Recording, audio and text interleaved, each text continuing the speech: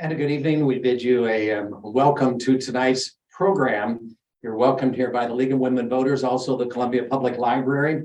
And this is a hybrid candidate and ballot issues forum. My name is David Lyle. I'm pleased to be the moderator tonight. I appreciate the League of Women Voters and the library giving me the opportunity to do this. The League has provided some handouts for audience members, including ballot issues information, several handouts with information from the county clerk on photo IDs and no excuse absentee voting. And there is a voter's guide available at the League's website. And again, that website is lwvcbc.org, stands for League of Women Voters, Columbia Boone County.org. Tonight, we're focusing on the general election that comes up on November 8th, and we're going to look at contested races for the Missouri state representatives in Boone County. We have three that are contested, districts 44, 47, and 50. And we're going to be having pro and con speakers on amendment number 3, which is the legalization of recreational marijuana. And then we're going to conclude tonight's forum with an informational PowerPoint presentation on the other ballot issues. Amendment 1, which is municipal securities. Amendment 4, which is Kansas City police spending. Amendment 5, Missouri National Guard, and the Constitutional Convention question. So the League of Women Voter Candidate Forums, both candidates in a two-person race need to be present in order to go through what some of you who have been at these forums before would know as the standard form for the forums. We're disappointed that 2 of the state representative races will only have 1 candidate present. Cherie Tosin-Reich let the League know that she would not participate tonight for the 44th race. And James Musgraves, a candidate in the 50th district, has not responded to the League's invitations to participate. And so if he shows up, we will have him as part of our program. But if not, what we will be doing is something special with the candidates that are here. We'll do kind of a give and take interview. It will not be like what we see coming up now, which is going to be for the 47th representative seat. We have the 2 candidates for that. After that portion of the forum, we will end the formal candidate forum and then go to conversations with the 2 candidates that are here for the 44th and the 50th. Then we'll proceed with the ballot issue presentations. So we want to welcome our candidates for the 47th district. The candidates there are Adrian Plank on the Democratic side and John Martin on the Republican side. They're here and they're going to take part in the conversation about the election. They are vying to represent, and there will be a new representative for the 47th. It covers along Highway 63 and south of I-70 to around Huntsdale. The League has put up this map and you can see where the different districts are. And you'll see that there are 2 other districts there that we are not talking about tonight. And that is because the candidates are running unopposed for those 2 districts. So you will not hear anything about District 45 or 46 tonight. If you're wondering about 49, you'll see that that is in Callaway County and not any part of Boone County. So we'll not be covering 49 either. Each candidate is going to have time for a 2-minute introduction, opening statement. Then we'll do a League of Women Voter questions, and then we'll have questions from the audience. If you would like to submit a question, please do so by writing your question on the index card. Hold it or wave it in some way, and a League member will come and get that from you and bring it up here and then hand it to me. If you are following us tonight on Zoom, you can enter your question in the chat section of the Zoom screen. So by chatting, you can also submit questions tonight. We'll have those questions, and each candidate will have 1 minute to answer each question. And after we reach about 20-25 minutes of our discussion with these 2 candidates, we will have a closing statement, so 1-minute closing statement. Candidates give their opening statement in the ballot order, and then we'll reverse that for the closing statements. John Martin, appreciate you being here tonight. We'd like to hear your opening remarks, please. Thank you. Good evening. Thank you, League of Women Voters, and for everybody in attendance tonight to come and be a part of this event. My name is John Martin. I'm a local business owner. My company is Pro Pumping and Hydrojetting. I'm also a former pastor. I'm a husband and a father of 4 children, 3 of which have graduated from Hickman High School. 2 are graduates at University of Missouri, 1 in civil engineering and 1 in education. Got a 3rd child there now in education. My youngest son is a 6th grader. And so that's my family. I grew up in Boone County, grew up in Centralia in a farm family, and raised on a farm, so I'm not a stranger to hard work. Went to college and went on to seminary. I came to Columbia in 2004 to start a church. And then I also started working at Sam's Club. And then after Sam's Club, then I got involved with Pro Pumping and Hydrojetting, began to work there. And then became the manager of that company, and then bought it in 2017. So we're thankful for that. I'm a member of the Columbia Chamber of Commerce, the Boone County Farm Bureau. I'm an investor in regional economic development here in Columbia, seeking to bring growth and jobs to our local economy. Like I said, my kids in there with their education. I've been an active volunteer coach for Daniel Boone Little League. Also a volunteer in the Columbia Public Schools, the Russell Boulevard Elementary Outdoor Garden, being a part of that. And I'm also a member of Midway Heights Baptist Church. My main campaign slogans and principles would be the importance of strong schools, challenging our schools and holding them accountable to do a great job teaching basics, getting kids prepared then for the workforce, prepared for the University of Missouri, trade schools, as well as some of our other colleges and the community colleges here locally. Safe communities, very important to back the blue. We do not want to be defunding police. We want to fund police. And then also thriving economy. As a small business owner, want to see our state be open for business, encourage businesses to come here, where we have a lower tax state where businesses want to come to our state and not drive them away with excessive regulation. And so the Democratic Party has a huge monkey on its back right now, and that's called President Biden and his poor leadership in our economy, telling people to stop, stop drilling for oil, and our gas prices, inflation are out of sight because of poor leadership from the Democratic Party. That's John Martin. Thank you. And now Adrian Plank, your opening remarks, please. I'd like to thank the League of Women Voters. You all have been doing important work for a long time. Thanks for having me. Your work is more important than ever when it comes to our democratic process. And I've been here and growing with you for the last few elections, and I appreciate the time you've given. I'm a union carpenter by trade. I'm married 28 years. My daughter is 17, going to Hickman High School in a couple AP classes, very smart. And I'm proud of her. My wife, I couldn't run for office if it wasn't for my wife. She's fantastic. She's smart. I'm running to protect working folks and small businesses from the disparities of bad government policy that panders to the extreme wealthy. I will protect Missouri farmers from the sellout to foreign entities, monopolize corporate farming systems. I will push for small government when it pertains to keeping Republicans out of our bedrooms and protecting human rights to privacy and protecting the marginalized from legislation meant to further cancel and harm people for who they are. I've been in Boone County since '96. I'm from Huntsville, Missouri originally. My dad is a retiree from the Thomasville Power Plant. I have the privilege as a union carpenter to work on very many different projects when it comes to power plants and hospitals and that sort of thing. So I have a unique perspective on where our government should be investing. So my name is Adrian Plank. I'm here to represent the constituents of the 47th district. We're going to start with questions now. We'll start with John Martin. You get the first one. And these are questions from the League of Women Voters that they've selected and provided for tonight. If elected, what will be your top priority on behalf of the voters in your district? Top priority would be continued job growth in the area. As a small business owner, I know it's vital to have strong job growth, and also coupled with that would be the support of the University of Missouri and our trade schools, where we're having a good, solid trained workforce of people coming out that are trained and qualified and skilled, and then having a business environment in our district where businesses want to come and grow and hire people and develop those type of business growth in our district. All right, Adrian Plank, same question for you. If elected, what would be your top priority on behalf of voters in your district? My top priority will be to cinch down super PACs.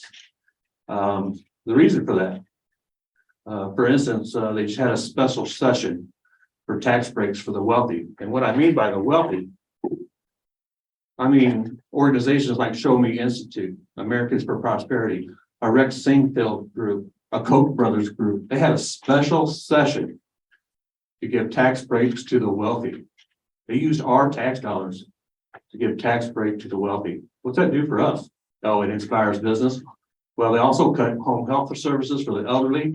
They cut the RX prescription drug program for the elderly. They kicked 100,000 kids off of Medicaid and bragged about the money they saved. They'll cut the university because of those tax breaks. They always do. They'll cut education funding when it comes to K through 12, and they're already starving. And so whenever they say they support public education, that's nonsense. We're going to start with Adrian Plank on this one. It's semi-related, but not exactly the same question. What are the concerns of the voters in District 47, and how will you address them if elected? These may have come up while you've been campaigning.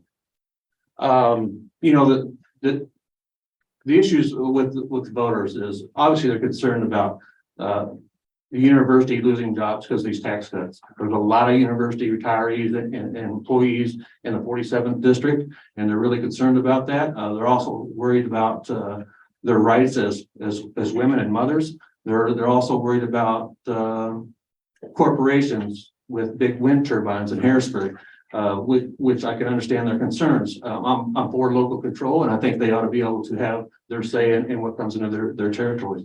I'm also, Rocheport's concerned about flood waters and having a retaining wall, and Sturgeon is really concerned about teacher retention because they can't afford the pay because of the tax cuts from the Republicans in the House.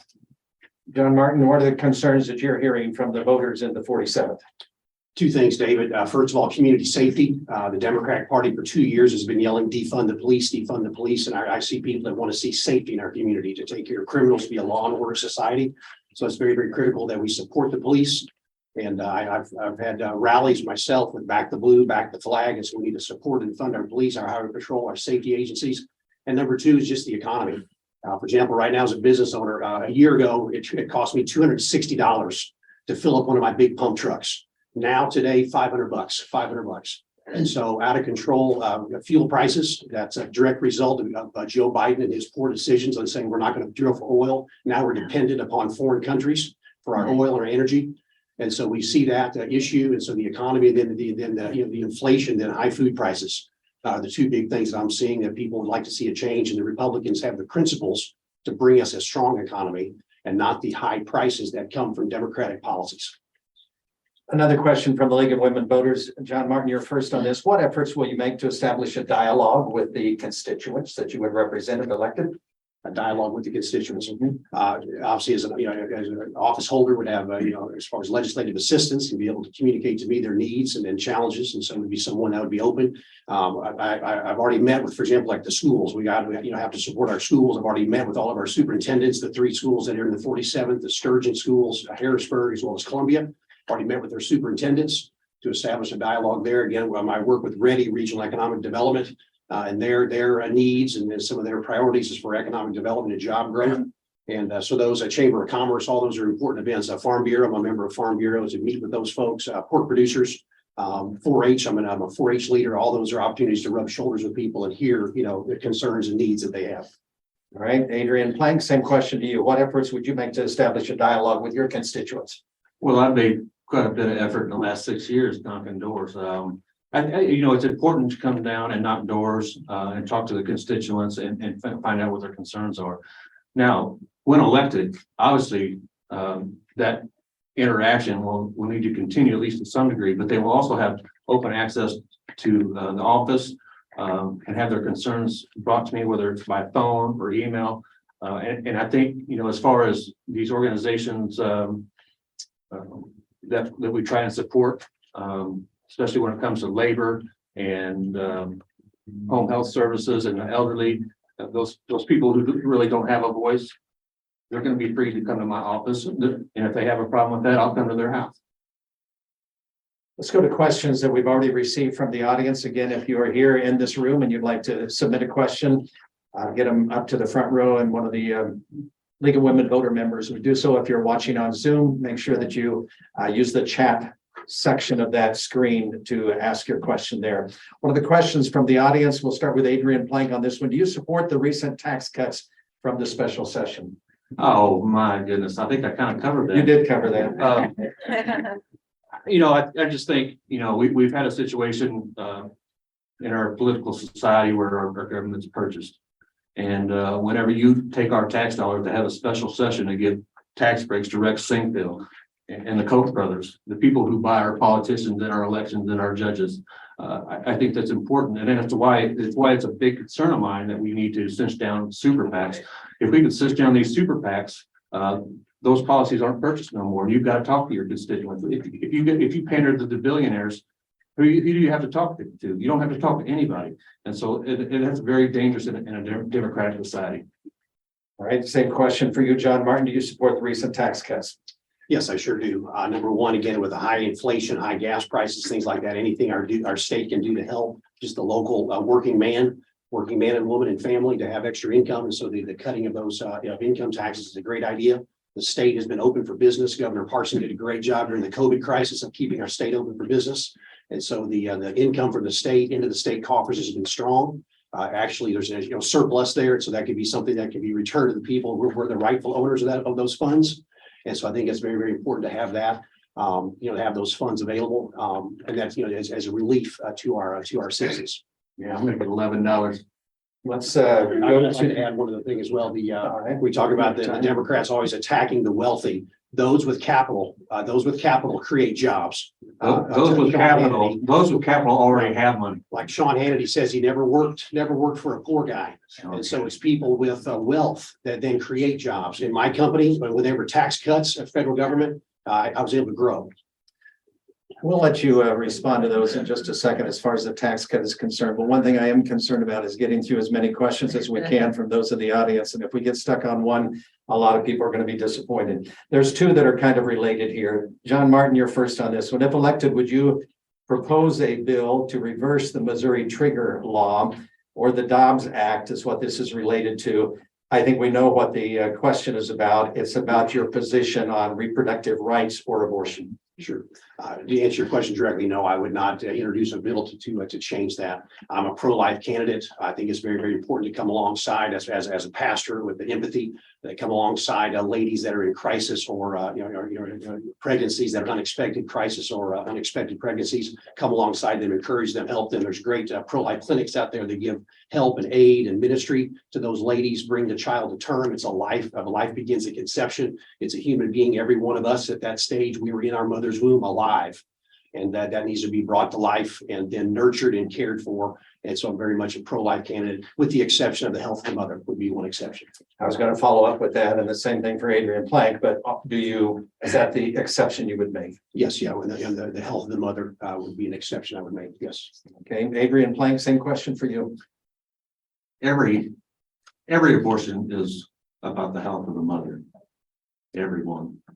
So whenever you have a political party who uses their ideology to make legislation, I was brought up in a conservative Christian home. I understand where they're coming from, but I can tell you, people want to be Christians based on what they see out of somebody else trying to work to be a Christian.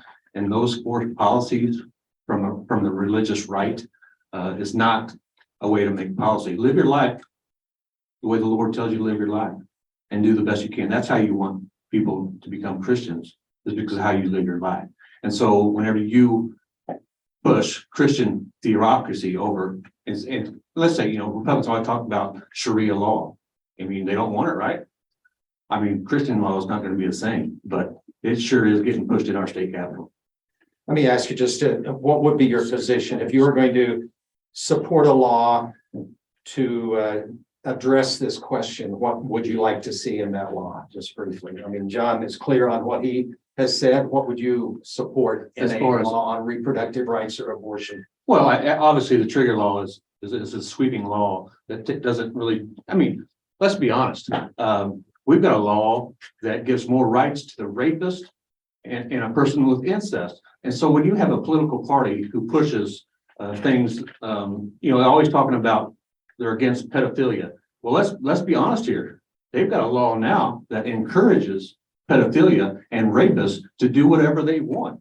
The mother that got raped, the victim, has to go to that person and say, hey, can I have your permission to do what I need to with my health needs? That's nonsense. And so when you give permission and availability to those types of people, that makes them the party of pedophilia. Let me ask John if you'd like to make a comment on this issue, since I gave Adrian Plank 2 minutes on it. Well, we have laws that, for example, when someone rapes or commits sodomy, they are to be punished properly. But then there's a life in the womb, and there's a mother to be taken care of. And so again, I'm a pro-life candidate, and I think it's very, very important for our society. We're the party of life, an opportunity for little children to experience their first piano recital, their first day of kindergarten, and to come alongside ladies and children and bring life is very important to the Republican Party. We'll start with you, John Martin, and this is another question from the audience. What would you do for the Black community? For the Black community, two great, great question. Two great, opportunities there to continue job growth, opportunities for folks to have jobs. As a business owner, I'm in restaurants every day, pumping grease traps and septic systems, things like that. All kinds of help wanted jobs out there. So encouraging people to work. Our government right now, way too much of our government is about dependency. Democrats are constantly wanting to grow government, that government's the answer. No, government's not the answer. Self-responsibility, free enterprise, capitalism, that's the answer. So people getting jobs, and then education, always having the door open, all to be, all folks are, we want them to be educated, be trained, to get into the workforce, have families, be married, have families, and encourage, family life, and, be a part of that, and part of our community, very much so. Adrian Plank, same question to you. It's pretty short. What would you do for the Black community? I have policies set in place to help all people regardless of race. And I want a fair equity system for everyone. I understand the issues individuals face within the communities of color, and unequivocally stand for diversity and inclusion. I would be honored to have the privilege of representing the Black community, along with being able to reflect on their words.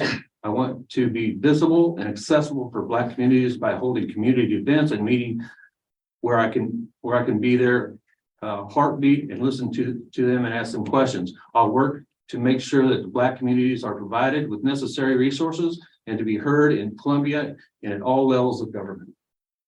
We'll move on to another question from the audience, and this is Adrian Plank. First on this one, would you support, and they're emphasizing the word local control of CAFOs, or the large confined lots that you'll find hogs or cattle perhaps on? Well, let me when we talk about protecting Missouri farmers, that comes with local control.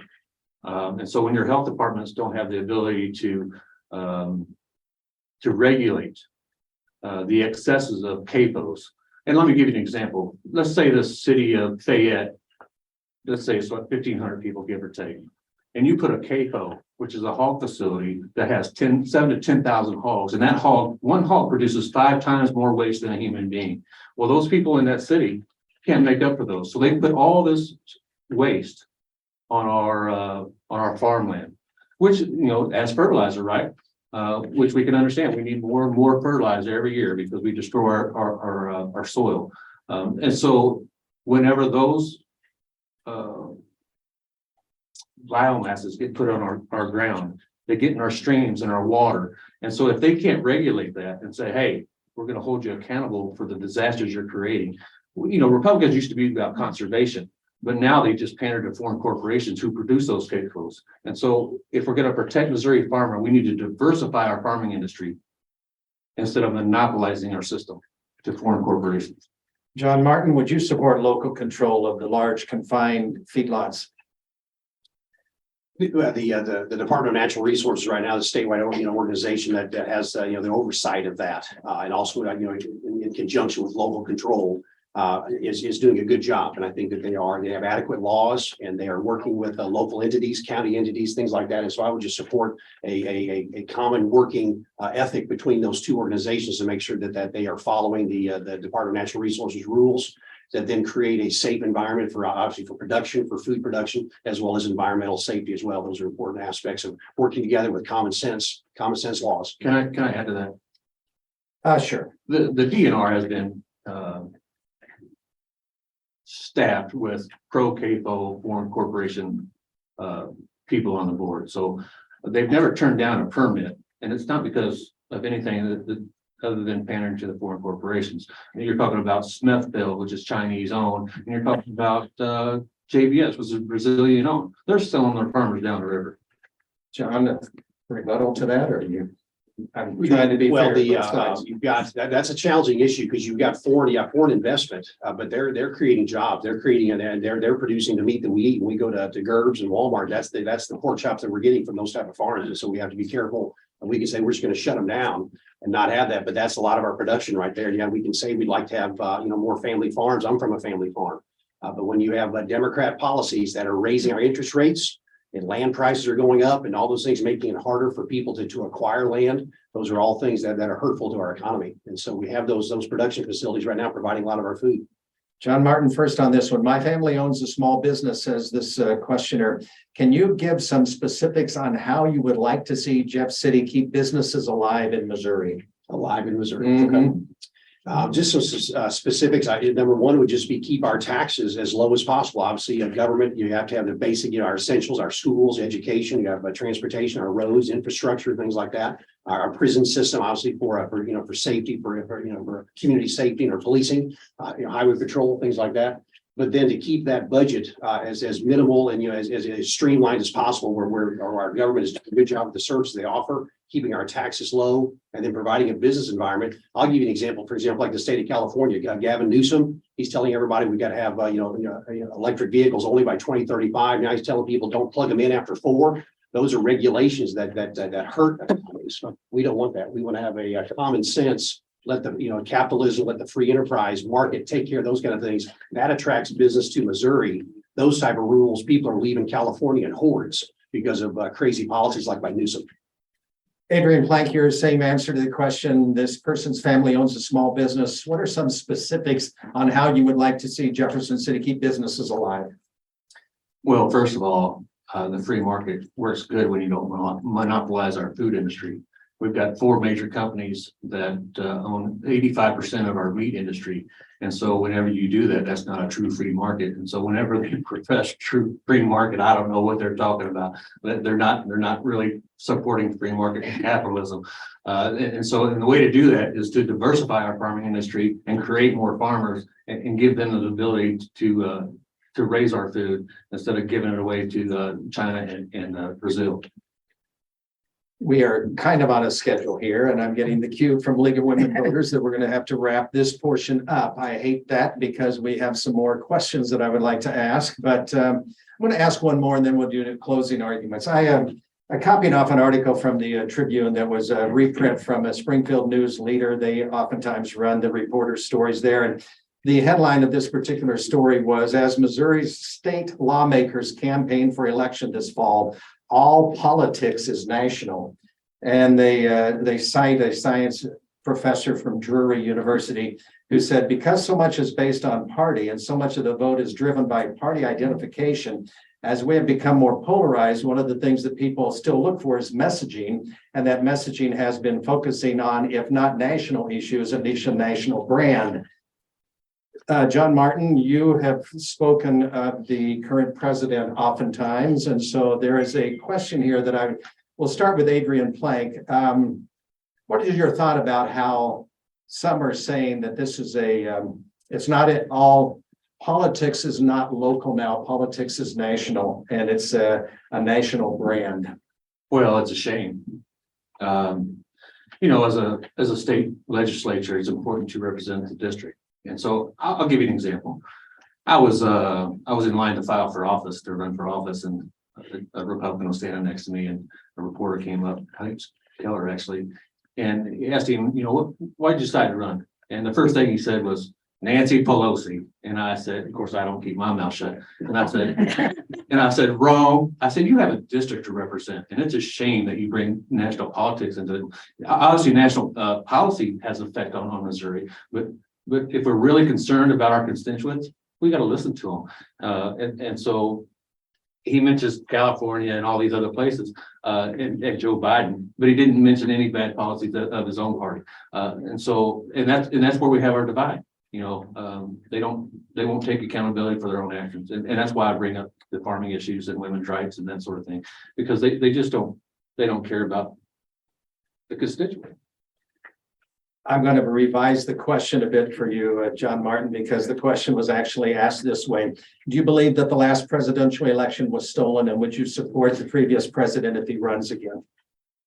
The evidence that they did all the different probes and things like that, it shows that it was not stolen. And what I support the president, if he ran, the former president, if he ran again, I would not. I think there's other candidates that would be a better candidate for the Republican Party.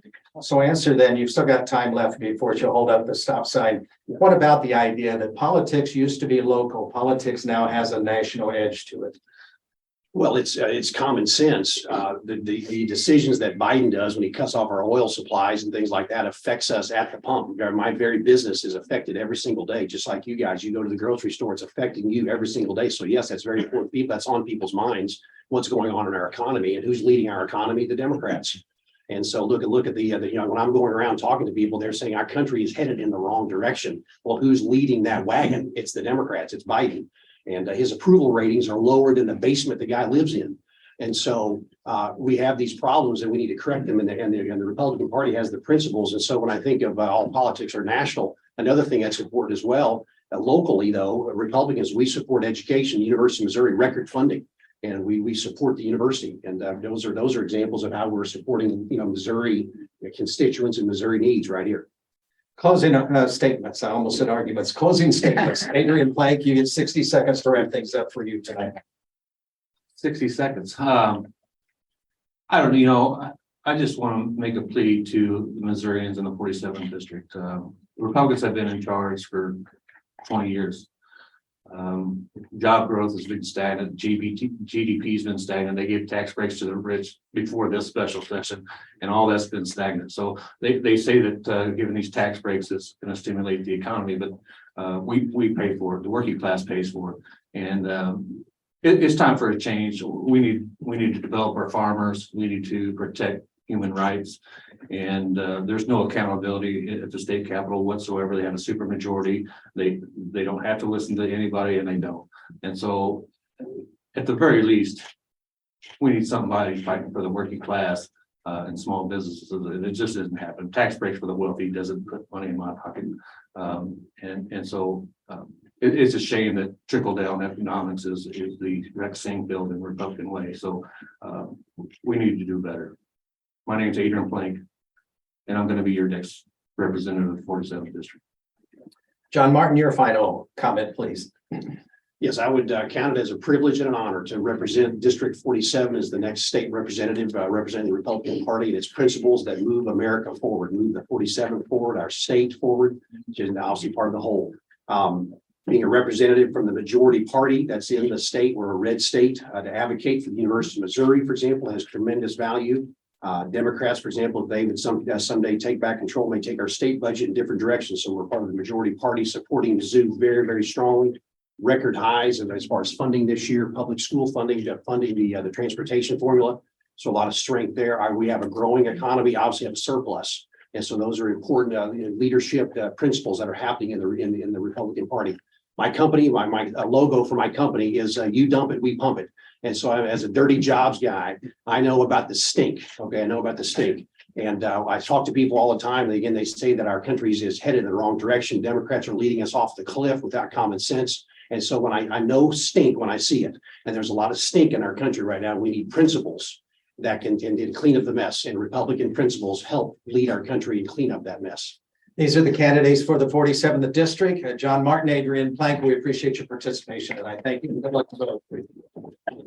We're going to take a 2-minute break. When we come back, we're going to have a conversation first with Dave Rathel, and it's going to be a little bit different than what we did here because we don't really have a forum. We're going to have a conversation, and then we'll do that with Doug Mann. So we'll back in 2 minutes after we take this break for our radio audience. We're back in the library for this. Now it's going to be a candidate discussion. We've heard our candidate forum for the night that had the contested race, and now we've got a contested race for this district, but we do not have both candidates. And this is a change from what the league has done in the past. In the past, if one candidate was unable or chose not to show up, then we didn't have a chance to talk with the candidate who was available. But I like the fact that they have now said we can do that, and we just have to do it in a way that, pretend that we are sitting at home and you are in our living room and we're going to have a conversation. Before we go any further, I do want to say I think David Tyson Smith is back there. If you would wave. He is running unopposed for his district. Kathy Steinhoff right over here on this side, she's waving. Those are districts that are not having a contested race this year. So they are here. The league does not involve those who are running in uncontested races. Dave Rathel is here though, and I'm going to talk to him. He's running for what, District 44? Is that correct, sir? The 44th district is the largest of the districts in Boone County. It's about 2/3 of Boone County outside the city limits of Columbia. Adrian Planks 47th is the northwest corner, or the northwest quarter, and some of the West County south of 70. But I've got everything up there that I think was it green. Is it green? I'm colorblind. Yours goes from the North Boone County border all the way to the south. Yeah, county line to county line, north to south, east of. They have the same population. Yes, they do. know that. Yes, they do. I'll give you some questions that the league has for our conversation, and then I want to kind of ask a couple other questions. I will say this before, if you were like a radio guest of mine, I would have said to you starting off, you know, the beer commercial or whatever the commercial is talking about the most interesting man alive. I think you're an interesting man. You're an interesting candidate because the way that you choose to run your campaign and just because of the background of what you've done. How would you respond to me posing that you're one of the most interesting candidates that we could have? Thank you, and I hope it's interesting in a good way. I don't want to be thought of as a freak. No, I don't think of you as a freak at all. I think that you are somebody who brings some interesting. I hope I have time to get to some of the comments that you have made on your website, because I find them to be very important ones. And I'd like to have you define those for those who would be voting for this particular district, the 44th race. But first, can you tell the voters why you are running for this position?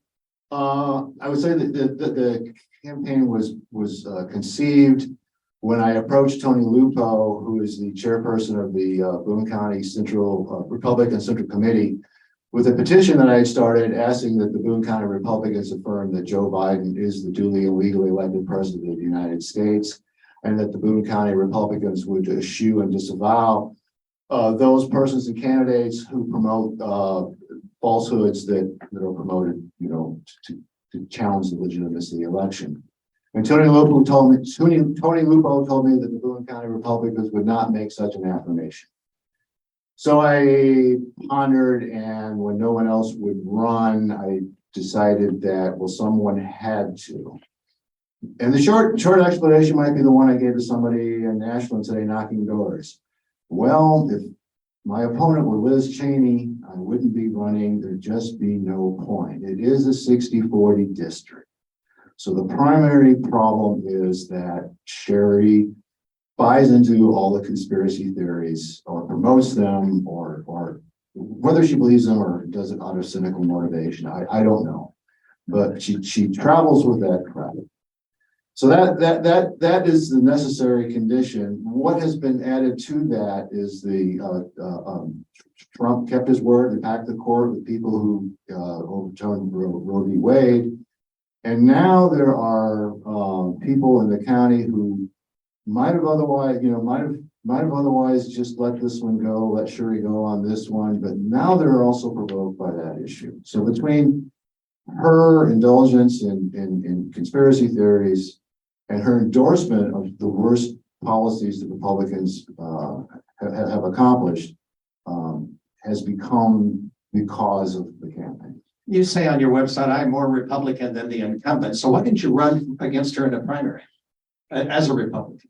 Well, I don't know. That's an interesting question. It might have been even more futile than running as a Democrat. But it's a reference to the fact, as I, at the very beginning, I was pointing out, okay, I'm 67. I kind of have seen some history. I was raised in large part by Southern Baptist Republicans. So now they were Republicans, not of the Donald Trump ilk. But those are the people from whom I learned, well, we start with local decision makers. We don't centralize decision making in Jefferson City. This is why we have local school boards and why we have county boards of health and local school districts. what we've seen the Republicans do in Jefferson City is that when they can't have their way on something at the local level, they run to Jefferson City and make a new rule to hobble what people in their own respective communities prefer to do. So that's one way in which I am more Republican.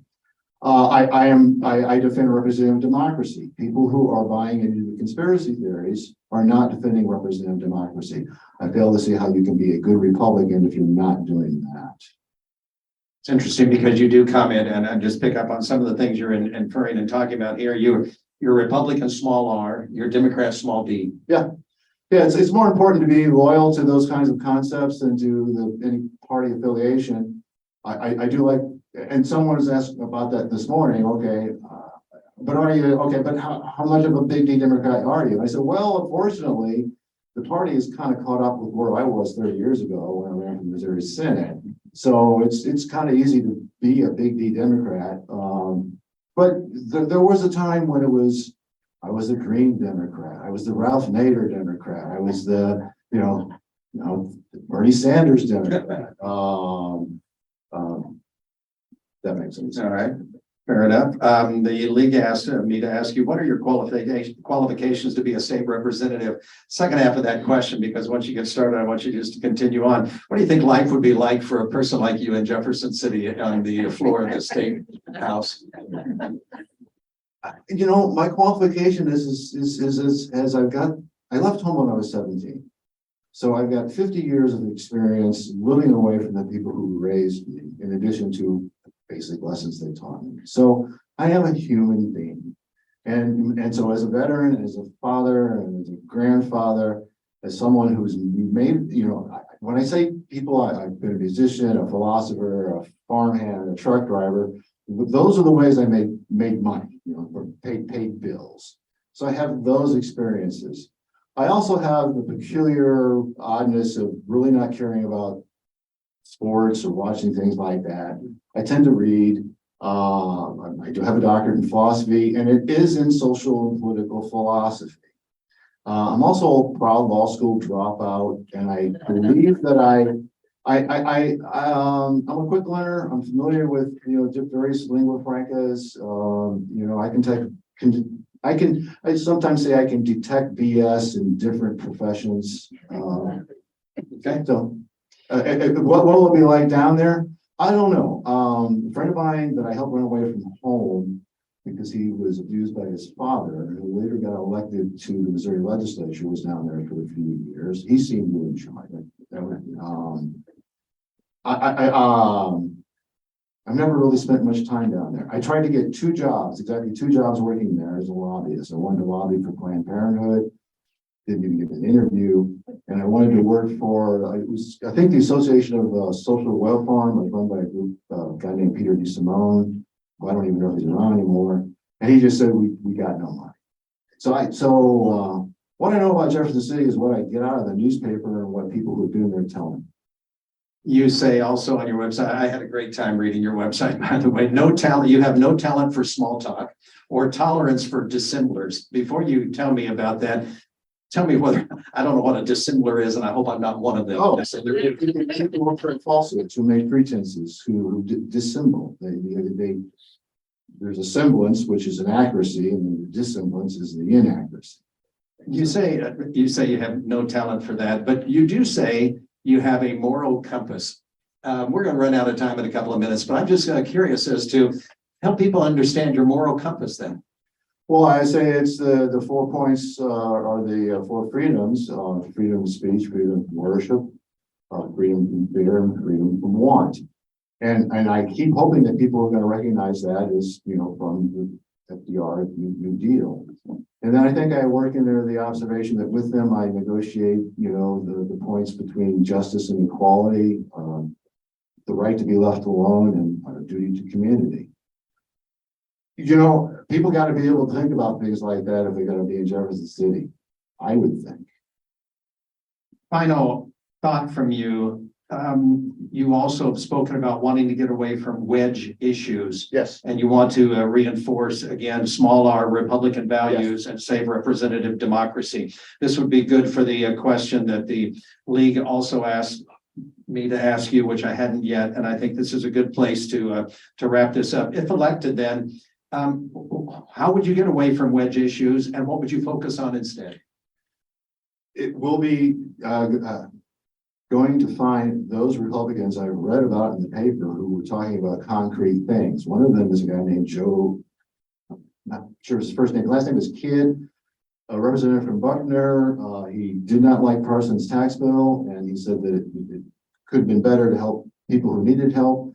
There are other people down there who have come up with good ideas, and the legislation gets hobbled by the crazies who want to hang all these other sectarian issues on the public good, right? So I want to go down there and find someone who wants to talk about using ARPA money to fix the roads. Everyone in Missouri agrees the roads are crap. So let's just spend the money to fix them. And then they'll have to stand with me to stop somebody from putting some kind of weird, no contractor shall be obligated to, respect LGBTQ, protections, or, they will have to be honest and find Democrats to work with. And this is why it's important that we kill their supermajority. If they don't have the supermajority, they'll have to work with Democrats. And suddenly you've got a world in which, oh my goodness, we got 50 Democrats and 45 reasonable Republicans who want to pass some kind of actual legislation that solves a problem rather than making freak news. That's my opinion. Hey, Rachel, we appreciate your attendance here tonight. He is the Democratic candidate for the 44th district. He is running against the incumbent Cherie Tolson Reich. Dave Rethel, thank you. Thank you. We're not taking a break here. Doug Mann, if you would come up, this is, again, we're broadcasting live on KFRU and KOPN. So we make a quick transition here and do the same thing with our next candidate, who is the Democratic candidate for the 50th district. Again, this is a district that has new boundaries. And I might ask as my first question of my guest who is up here right now, this is the 50th used to be represented by Sarah Walsh, but now it is a different district. How has it changed in the redrawing of the borders for this district? And welcome, by the way, Doug Mann. Thank you very much. So the new district, it encompasses primarily just Columbia. There we go. Sorry, everyone hear me now? Right into it. All right, so it encompasses primarily just Columbia. There are some parts of unincorporated Boone County that work their way into the district. But now, instead of being a primarily Republican district, it is about 54% Democrat, which means that it's winnable for us, but we still have to put it. Why are you running for this seat? So I moved to Columbia several years ago, and me and my wife, we fell in love with the area, decided to make it our home. But we found that there's lots of attacks against Missourians that we just can't stand idly by and watch. These include attacks on education, underfunding of schools, attacks on teachers, attacks on healthcare, whether it be reproductive healthcare or lack of access to physical or mental health care, and attacks on workers, such as right to work, attacks on unemployment, attacks on prevailing wage. These are things that I can't stand idly by and just watch happen. And I feel I have the skill set necessary to push back against them. What would you call your main and best qualifications to be a state rep? I would say my main qualifications are effectiveness and empathy. To be an effective legislator, you have to be able to build relationships. And through my professional career, whether it was as a teacher or now as an attorney, I've had to build relationships with a wide variety of stakeholders in order to achieve my end goals. So the ability to work with Republicans across the aisle on those things that we might necessarily agree on would be one thing that would qualify me. And also empathy, the ability to listen to people and understand their needs and actually deal with their feeling when they're. What would be some of the things you would like to work on? Some of the issues that you would say, okay, if I could take these to Jefferson City, I would like to prioritize these. So number one would be education funding. The funding formula was fully funded with transportation this last cycle, but that's just the bare minimum. We could be funding our schools more instead of cutting taxes, as Adrian alluded to during his forum performance. I guess I'll call it a performance. we could be funding our schools better, and that would allow us to attract more teachers. We wouldn't be going down to 4-day weeks. Teachers wouldn't have to be digging into their own pockets in order to find resources.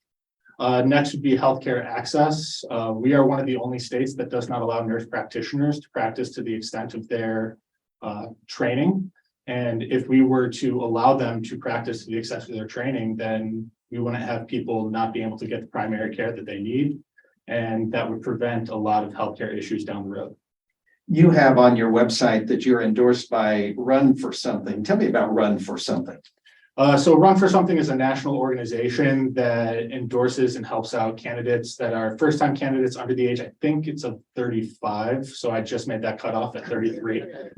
And as a first-time candidate, they provided me with resources and mentors to help me through the process, which has been very helpful.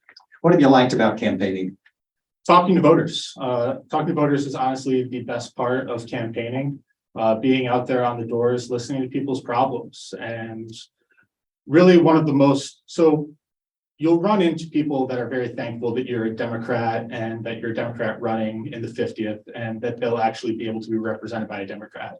But that's not the most rewarding voter discussion that I have. The most rewarding voter discussion that I have are the people that right now call themselves conservatives, but refuse to use the term Republican because they're disgusted by the Republican Party. Those people need a home, and I enjoy having conversations with them where we can find those 10-20% of issues that we agree on, where we are able to find that common ground and they are able to find a home in my campaign. You know, you bring up something that I've wanted to ask every candidate, but I've not been able to ask them tonight. And I'm going to ask you, you talk about labels of Republicans and Democrats, and we talk about that all the time, and there are very strong feelings of what that means. Why don't candidates put that clearly on their campaign signs? Well, did Run for Something tell you not to do that? Or, you know, it's like candidates don't, as a general rule, there are exceptions, but I mean, we can walk around my block and I see the signs that are up for different candidates. And I'm not in your district, so I'm not telling you you should put that on there for my sake. But what is your thought? You're a civil rights attorney and a smart man. Why don't candidates put, I'm a Republican candidate for this district or a Democratic candidate? Well, I mean, the honest answer is probably the fact that there's only so much space on the sign, and I need people to see my name first. You're already a good politician. Make the sign a little bigger or something else a little smaller, I would say. But I would say that really it's because when people vote for me, I don't want them to vote for me because there's a D next to my name. I want people to vote for me because of the principles that I hold and the values that I have. That is a terrific answer, and I'm glad to hear that answer. Give us, you mentioned that you just missed the cutoff of being under 35. Some of the highlights of your life, though, to get people to know who you are that have impacted you to be at this point, that you have taken time off from your law work to run for this office? So I would say that the first and foremost thing that brought me to this point would be my mother. My mother was very involved in politics when I was growing up. And when I was about 10 or 11, she came out as a lesbian in a very rural part of New York. And that was not easy for her because it is a very conservative area. And seeing her fight, seeing her tenacity through all the discrimination that she faced to continue to be politically active, to continue to fight for what she knew was right, really ingrained in me that regardless of how hard it might be, that it's important for me to stand up for what's right. The next thing would be being a teacher. I taught on the southwest side of Chicago, and I had a lot of students who just didn't have a lot of resources. They didn't have a lot of things at home that some people do have. And the school itself didn't have a lot of resources. One of the stories that I like to tell out on the doors is about how I didn't have a classroom of my own. We had little push carts. And on the push cart, there was a projector, and my projector was being held together by duct tape. And one day it just stopped working. And the school didn't have the money to buy me a new projector, so I had to put together a GoFundMe. And I know that Missouri teachers are going through that very same thing right now. And that's not right. Our young people are our future, and we need to be investing in our education like our future depends on it, because frankly, it does. Let me ask you this before we're out of time, and that is that and I have to look at this to get this title right, the Teacher Recruitment and Retention Blue Ribbon Commission. Just within the last couple of days, they came out, I think, with something like 9 suggestions to be taken up in Jefferson City to pay teachers more, to do some other things, maybe some bonuses for those who teach in tougher situations. I don't know what your familiarity is with that commission and what it proposes, but what are your thoughts about making the teaching and education profession better in this state, right? Raising it up from 50th in the pay. Well, like I said before, that all comes down to fixing the funding formula and making sure that we are funding schools better. There's not much that I can do in Jeff City to raise property taxes or to raise property values, but what we can do is make sure that the state funding for schools increases so that we are paying teachers well. Right now, teaching is a stressful profession. And if I can make more money working at Veterans United in a less stressful profession than I can teaching, a lot of people are going to take that. And frankly, that's going to cause us lots of problems because we're losing a lot of talent in the classrooms. So paying teachers better, paying teachers fairly, frankly, it's not just paying them better, it's paying them fairly, would be one of my main priorities in Jeff City. Anything else you want to just give us in a few seconds? I want to touch on the question about having a dialogue, I think was the word that you used, with constituents. I think that that is extremely important. And as a representative, I would have a complete open door policy to all constituents, whether they voted for me or not, because I know that this is going to be a close district and there's going to be a large percentage of the population that did not vote for me, but I'm still their representative and I will still be there to listen to what they say. He's Doug Mann. He'll be the Democratic name on the ballot if you're in the 50th legislative district, and the Republican name will be James Musgrave. Thank you very much for being here. We will take a 2-minute break here, and then we're going to go to a conversation that they're eagerly awaiting to hear tonight about an amendment number 3. We'll be back in 2 minutes.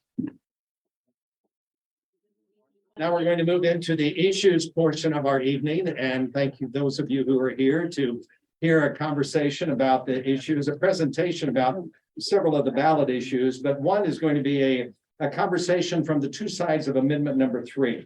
So we're going to have local attorney Dan Viets to speak in favor of amendment number 3. That is the marijuana legislation initiative. The speaker who would say vote no on that amendment is local businessman John Borland.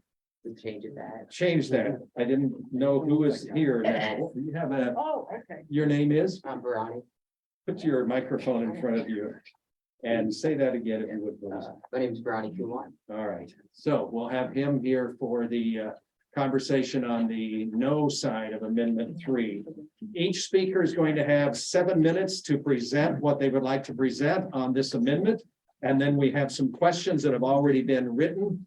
And if you have some that you would like to also have addressed during this time, catch the attention of one of the League of Women Voters and they will bring that up.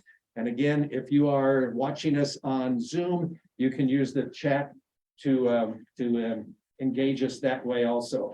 Dan Viets is going to be up first, so welcome. It's good to see you. And here's amendment number 3 conversation. All right.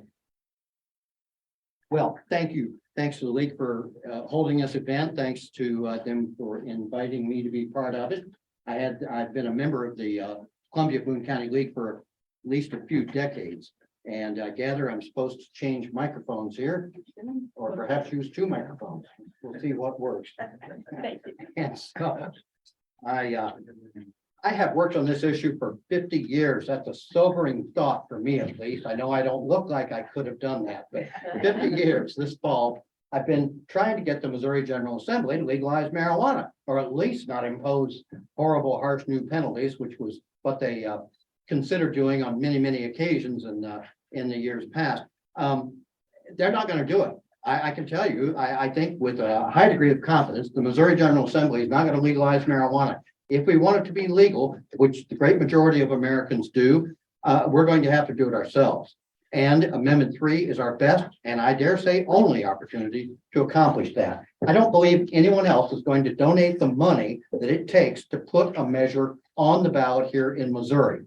I think we're very fortunate that the medical marijuana industry has been willing to help fund this, because many provisions in Amendment 3 do not benefit the medical marijuana industry. Many of them are directly opposed to the interests of the industry. But the industry indeed has helped us to put this measure on the ballot. Normal, with whom I've been affiliated for 50 years, had a large role in writing it. And we're responsible for many of the very positive, consumer-friendly provisions in Amendment 3. Each year, for many, many years, our state has arrested more than 20,000 people.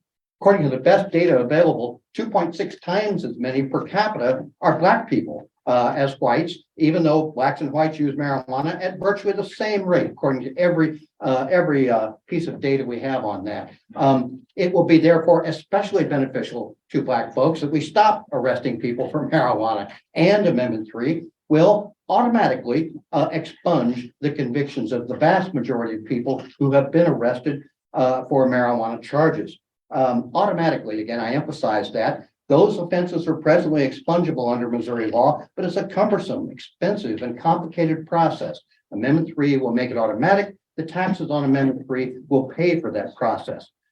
We believe it is very important that this is a constitutional amendment, because if it were not, the General Assembly would repeal it post haste. They've demonstrated their proclivity to do that time after time. They have no respect for the will of the voters. They repealed the heart of the Clean Amendment, which was passed in 2018, same time we passed medical marijuana.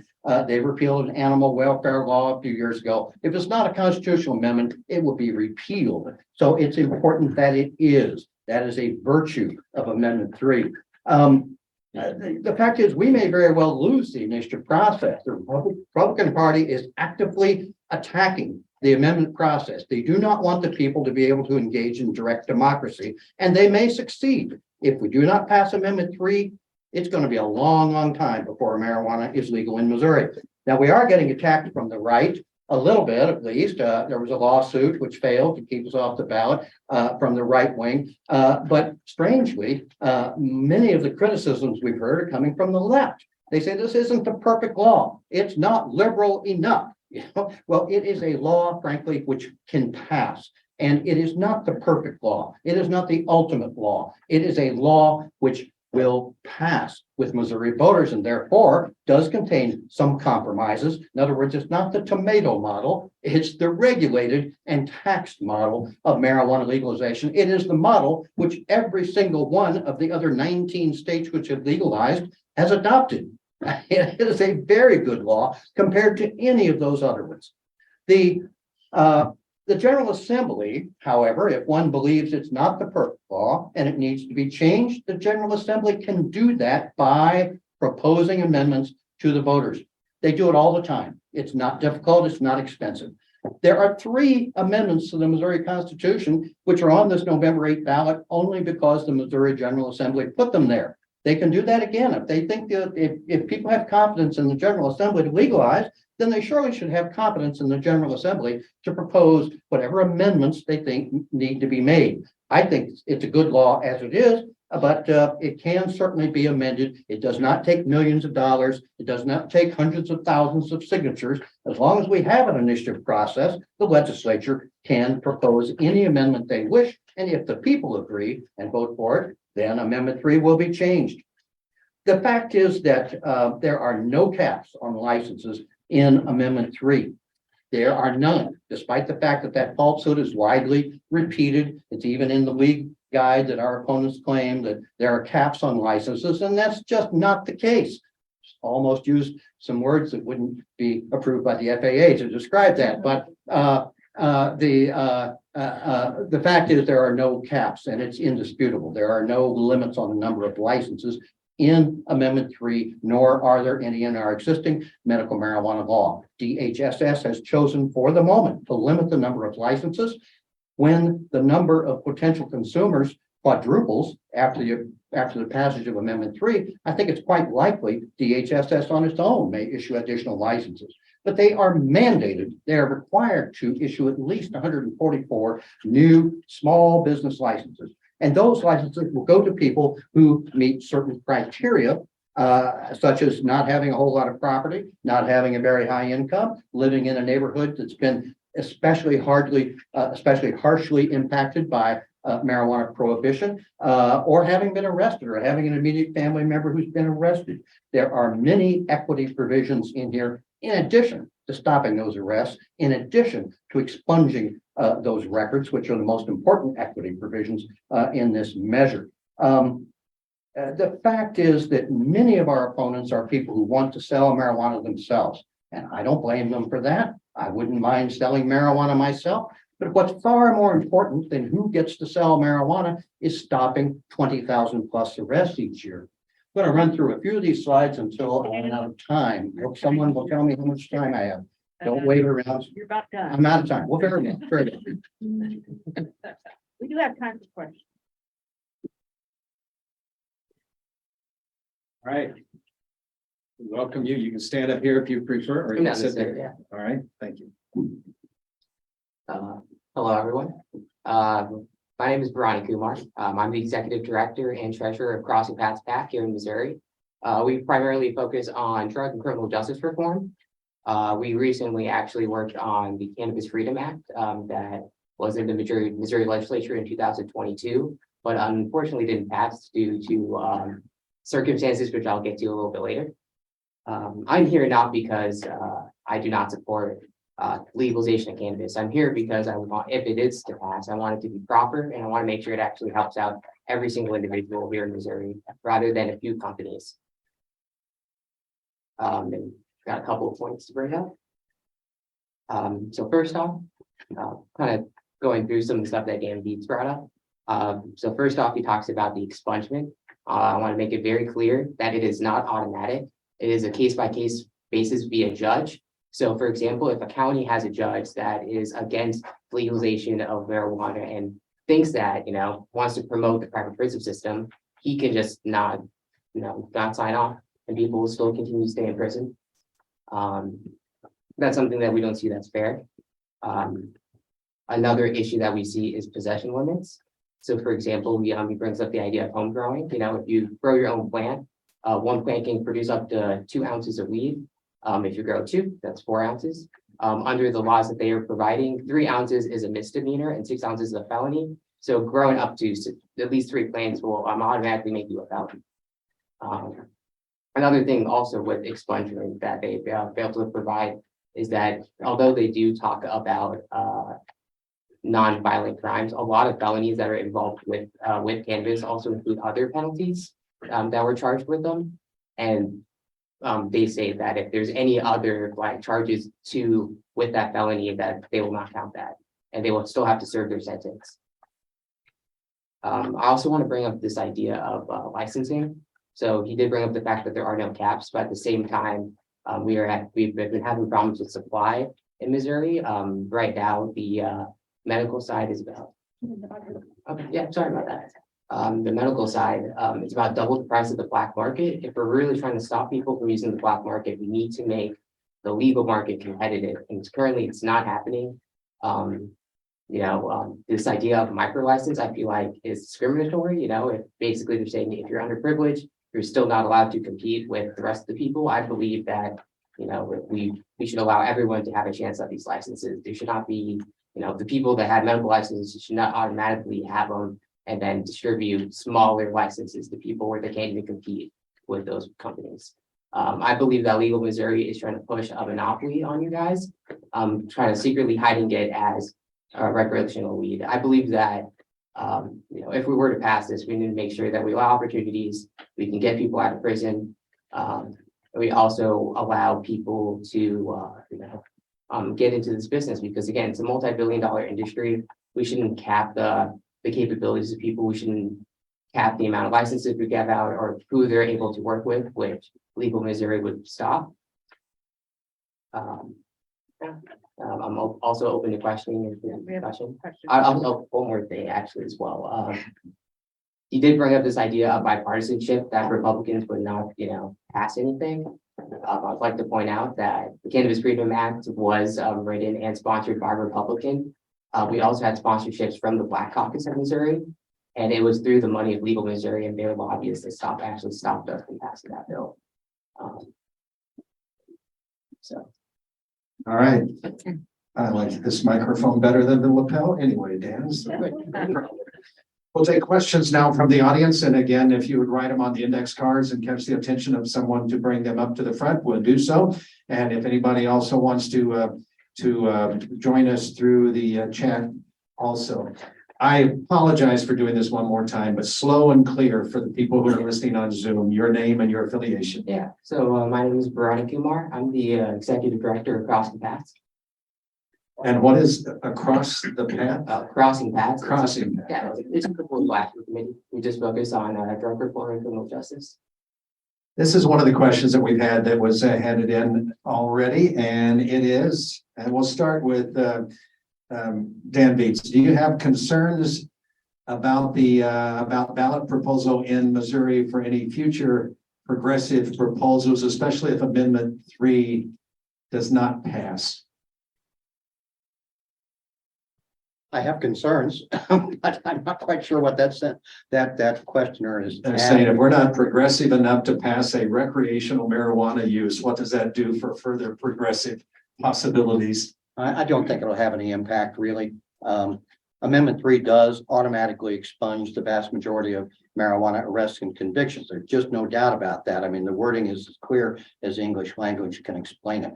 The polling indicates the voters of Missouri will pass Amendment 3. So I doubt we're going to have to deal with any apprehensions about impact on future initiatives. Mr. Kumar, same question to you. Do you have any thoughts about this in particular, about what this means for any other proposals that might come up that some people might think are in any way related to Amendment 3? Well, I feel like the biggest concern was just like having an amendment because, we bring up this idea that the Missouri legislature right now, it's really hard to pass something. Adding an amendment to the Constitution, any change, it needs 2/3 majority to pass. Like, do you really think we can get 2/3 of the Missouri legislature to pass anything?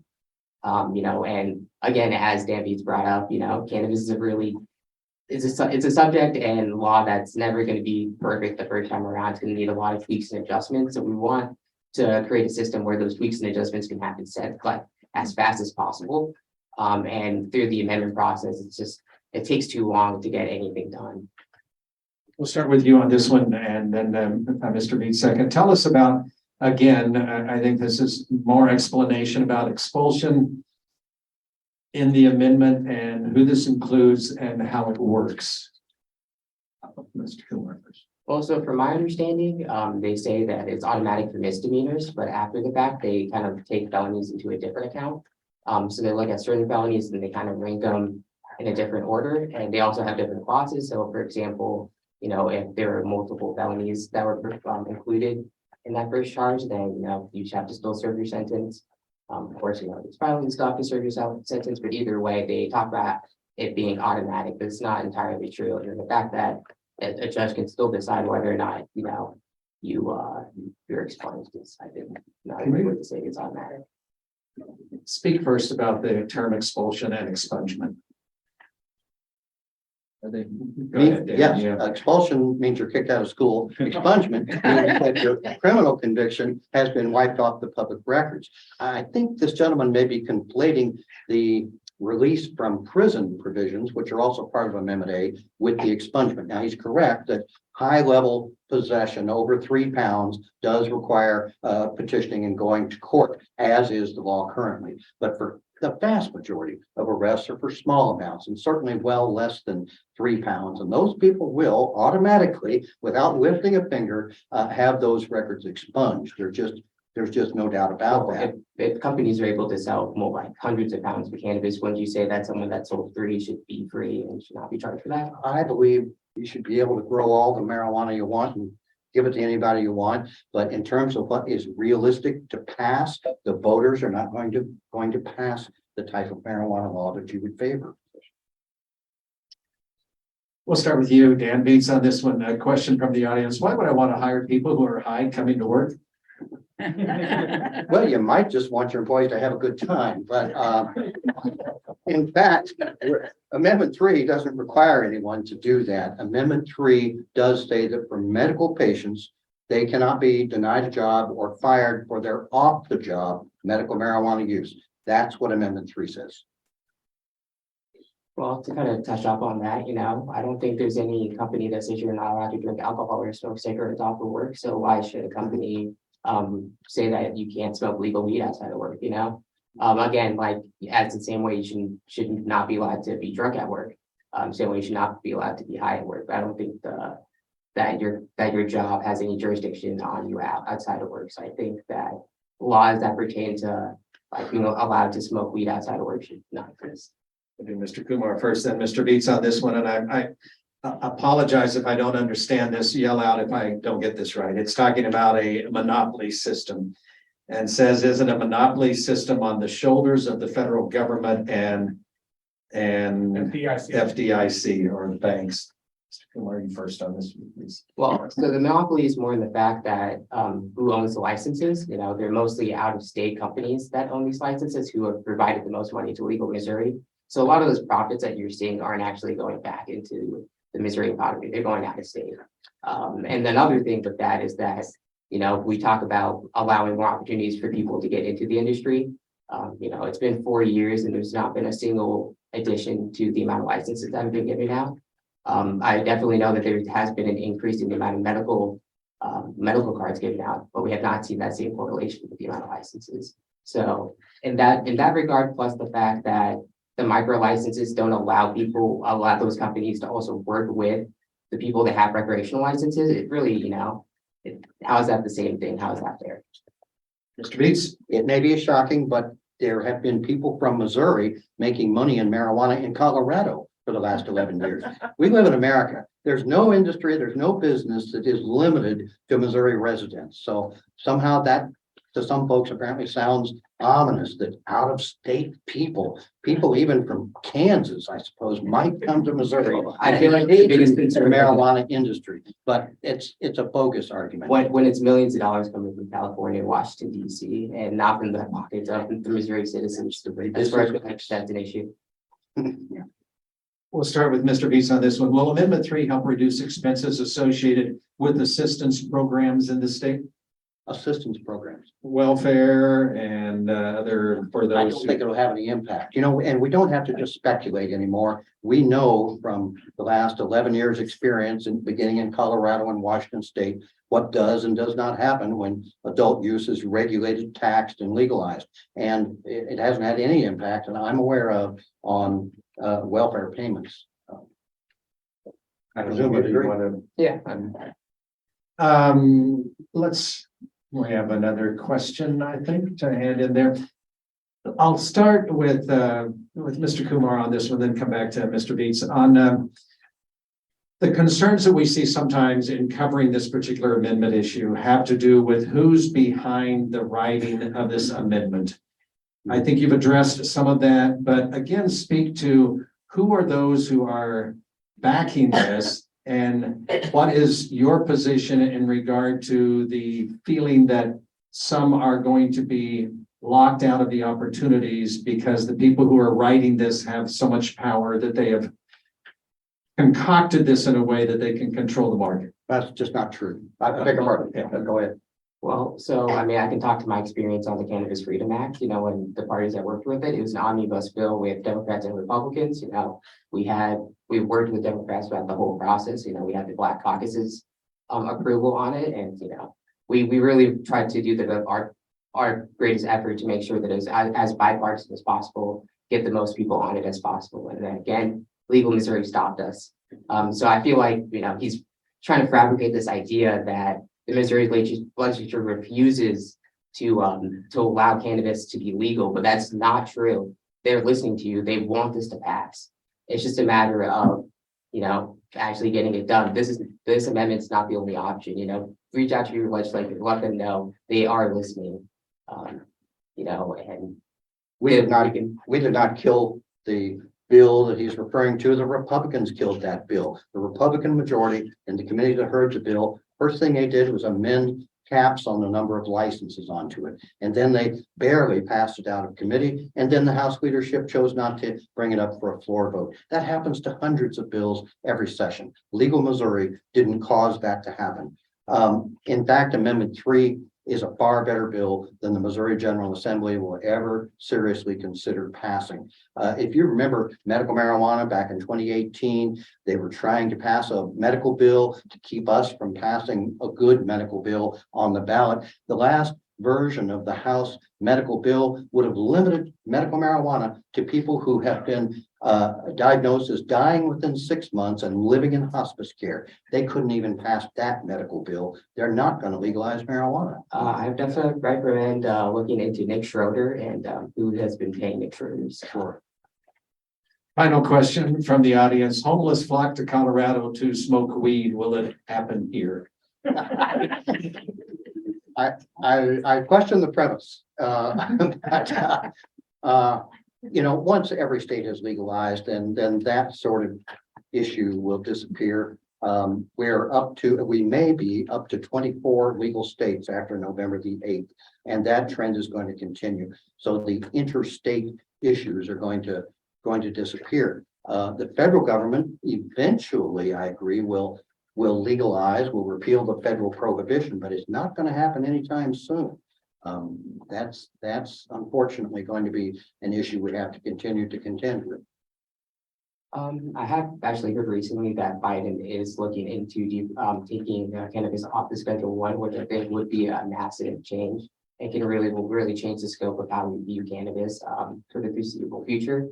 I do agree that like interstate travel is definitely a big issue that we're kind of seeing, especially because, you know, I feel like certain areas in the United States might be better at certain parts of like cultivating, distributing, and dispensing cannabis. So I feel like we can really kind of unite as a country, as a whole, when we kind of get past those state by state borders. I said that was the last question, but I like this one. So this is the last question. And we'll start with you, Mr. Kumar. This law designates where profits will go. What are your thoughts about, and please describe where you see something good or bad in that? Well, again, as I talked about with flexibility, I know if you kind of let the legislature kind of handle those, not that I'm saying the legislature is right all the time, but like if we need funds to go somewhere, the legislature would be a lot faster at getting those funds to those places. Once it's in the Constitution, it's stuck. You know, I honestly cannot tell, I don't want to lie to you, tell you where those funds of recreational is going to be going.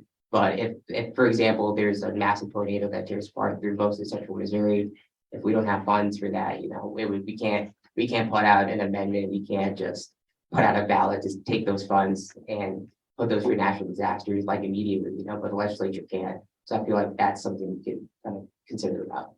Once again, the premise is wrong. It does not, Amendment 3 does not direct where the profits would go, but I suspect the questioner means where the tax revenue will go. A 6% sales tax on adult use sales of marijuana will go to fund three things: addiction treatment, veteran services, and the public defender system.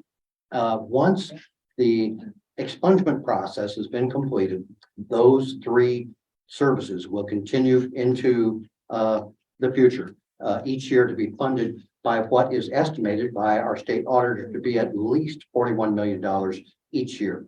That's where the tax revenue will go.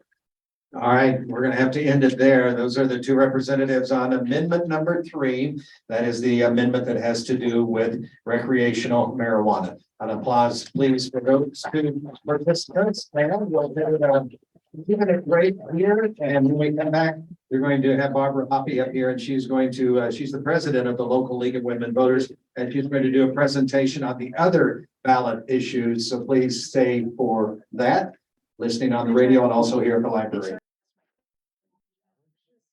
Hello, everyone.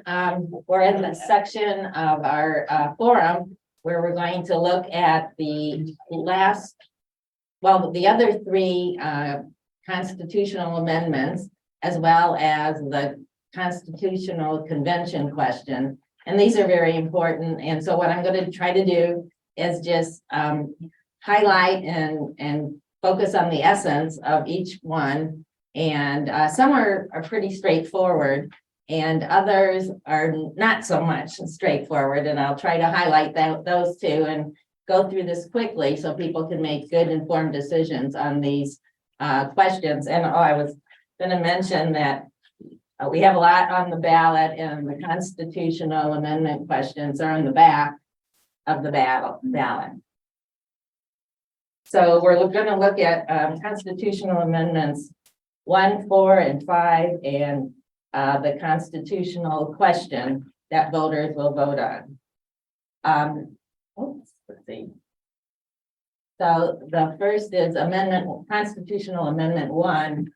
And this is the State Treasurer Investment Authority Amendment, or other people call it the Municipal Securities Amendment.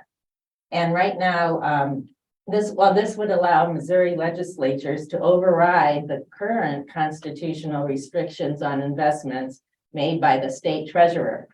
And so it will allow the Missouri legislature to allow the state treasurer to invest in municipal securities. And some of the 5 highest long-term ratings or the highest short-term ratings. So basically, this gives the state treasurer more ability to make investments that are good for Missouri. And so the important thing I think people will want to know about this is that the amendment was put on the ballot by the Missouri legislature, and the House voted 156-1 in favor of it, and the Senate voted 32-1. So it's a pretty non-controversial, bipartisan amendment. So we'll go to what proponents say and opponents say.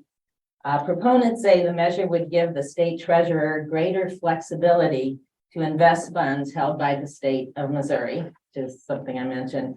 And the opponents say that it would give the legislature and too much control. So that's basically the first amendment that you'll vote on. The next amendment is Amendment 4. And we're calling that the Kansas City police spending. And this amendment is really not straightforward, and I would say a little, or even more than a little, deceptive.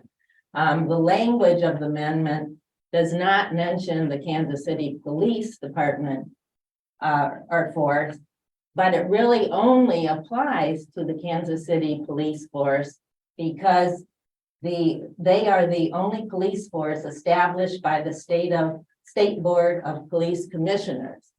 And that's what's listed in this amendment. So the whole entire state is voting on this, but it only applies to the Kansas City Police Force. And I already have received a question from someone in the chat or someone in the audience. Why is the entire state voting on this? Because the legislature, I'll go back, I'll go to the background information. I think this will be helpful. So Kansas City is the largest city in the country, actually, that does not have. Barbara, adventures on slide. Oh, okay, thank you. Kansas City is the largest city in the country that does not have local elected control over their police force. And the only city in Missouri to have police force established by the State Board of Police Commissioners. The state of Missouri took control, and this is the history background of Kansas City Police Force way back almost 100 years ago, not quite, in 1939 due to organized crime way back then. And so currently, so that's where it started, and it's been around for this long. Currently, there is a 5-person board of police commissioners made up of Kansas City residents appointed by the governor and mayor of Kansas City that control the police force in Kansas City. And then a little bit more background. This amendment would allow the state legislature to require that Kansas City spend 24% of their budget for the police force.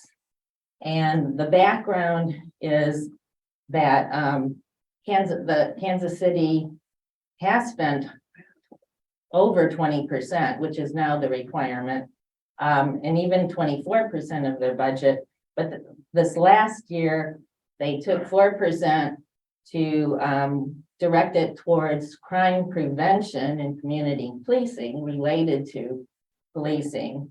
And the state legislature did not like that. And so they want to make it and so there was a lawsuit because right now the state legislature can only require Kansas City to spend 20% of their budget on the police. So this amendment is here so that the state legislate to overcome the legal objection. And so the state legislature can force Kansas City police to, or Kansas City police, Kansas City, the mayor, to spend 24% of their budget. So one of the objections, I'll go to that. Proponents say that the amendment is necessary to keep Kansas City Council from reducing police funding. It's really to increase, they want to increase it. The amendment ensures that the police force has necessary resources and the Kansas City Police Department should not be controlled by the city council. That's what the proponents say of this.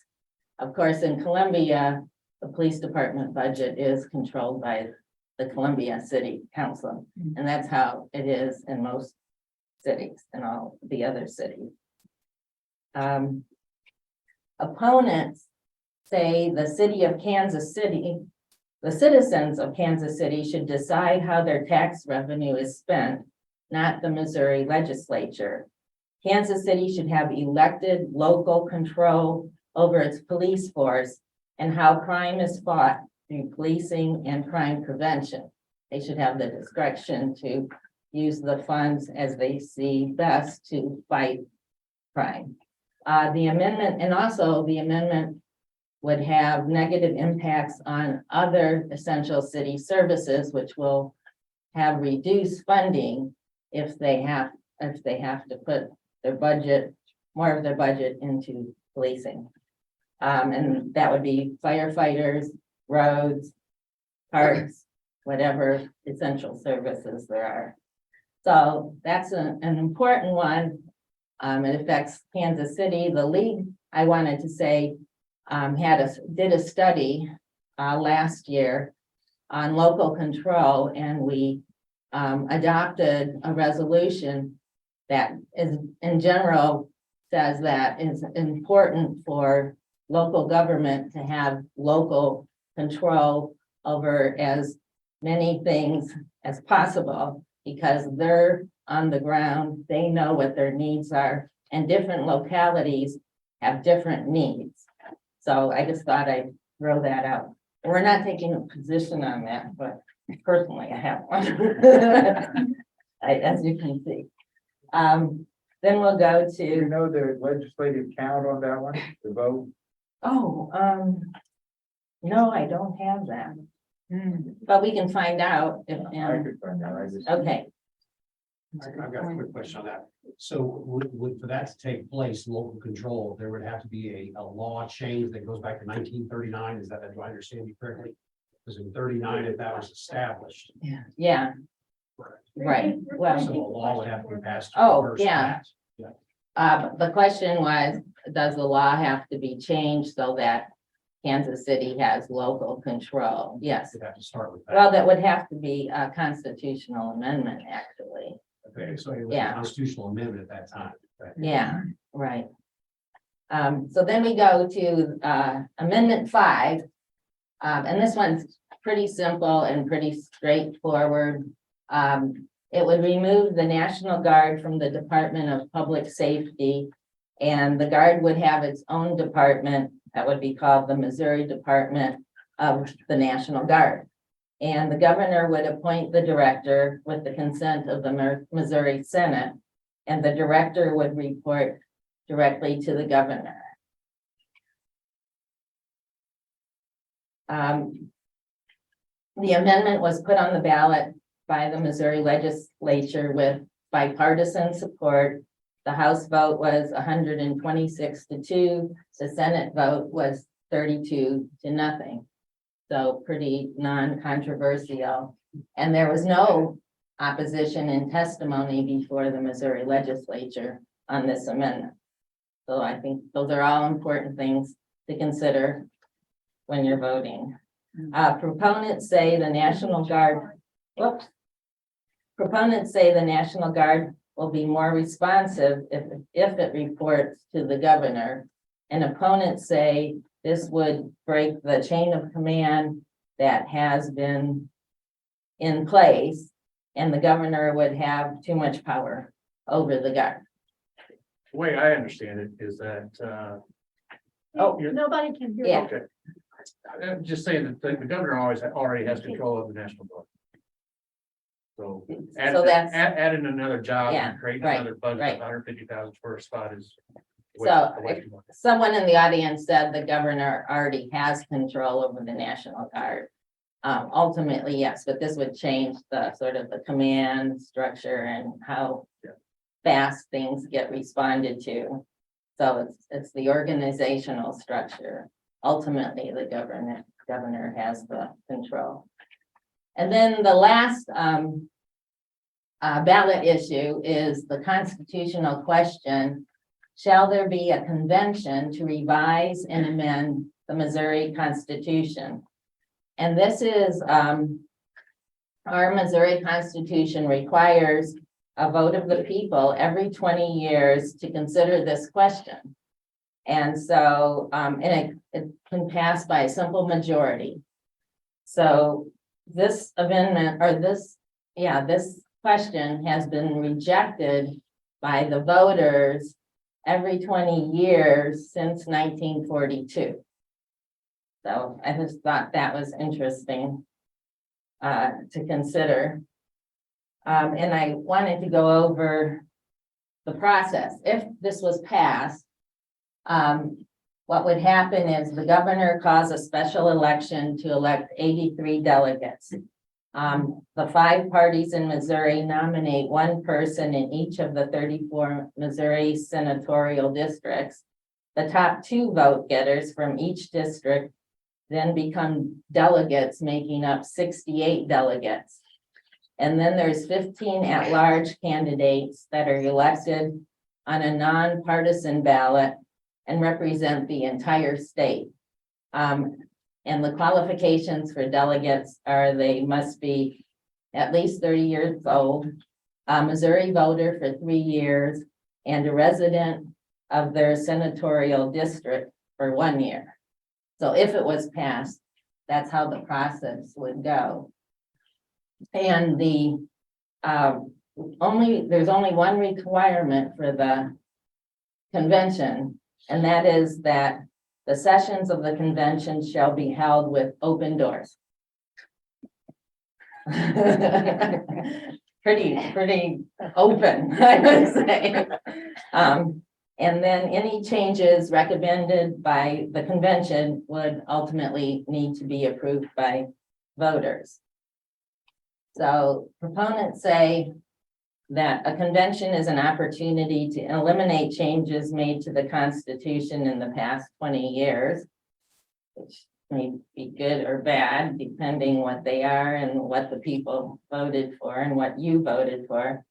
A convention would allow citizens to enact new reforms without approval of the governor or the legislature, but it would have to go to a vote of the people. But opponents say the convention could set off a potentially heated fight financed by special interests. The current political atmosphere is not right for a convention. And there are concerns about removing Medicaid provisions and other recent changes that the voters voted on and put into the Constitution. So that's pretty much the issues, the ballot issues. And I wanted to say that we have flyers out on the table that outline that in detail. And also, again, if you go to the League of Women Voters website, lwvcbc.org, we have a detailed voter guide that has these issues in detail with the pros and cons. And now I want to turn this over to David Lyle, who's done a fantastic job. We'll wrap this up pretty quickly. I'm going to look at the ballot though and go back to amendment number 5, because on the ballot, it does tell you what the expected costs are for any of these things that are passed. And so on amendment 5, which the question, it says, state government entities estimate no savings if you passed amendment 5, which was the National Guard having its own department, ongoing costs of $132,000 annually. Local governmental entities estimate no costs or savings. So just to say, because that's what your question was, Adrian Plank, who had that question. Thank you all for being here. Those of you who have stuck out the last almost 2 hours, we appreciate that. Let me just make a couple of comments. League of Women Voters does thank all the candidates, all of the people here who brought the information about the ballot issues. Barbara Hoppy, who was our last presenter, the president of the local league. The forum is recorded. It will be posted on the league and the library websites. Lauren Williams here from the Columbia Public Library and her tech crew. We appreciate that. KFRU and KOPN. I know Tom Holmes back there has been giving us our cues and making sure we're on the radio. Thank you very much.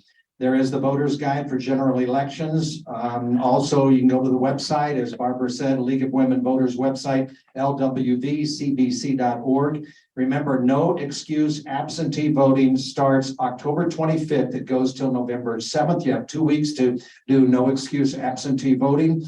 You must have an unexpired Missouri's driver's license or non-driver's license, an unexpired U.S. passport or other federal ID, picture ID, to vote during the no excuse absentee voting. And if you do not have an acceptable photo ID, you can still vote on election day. You'll be given a blue provisional ballot. We do encourage you to vote, and that vote comes up on November 8th. Thank you all for being here tonight, and have a good night.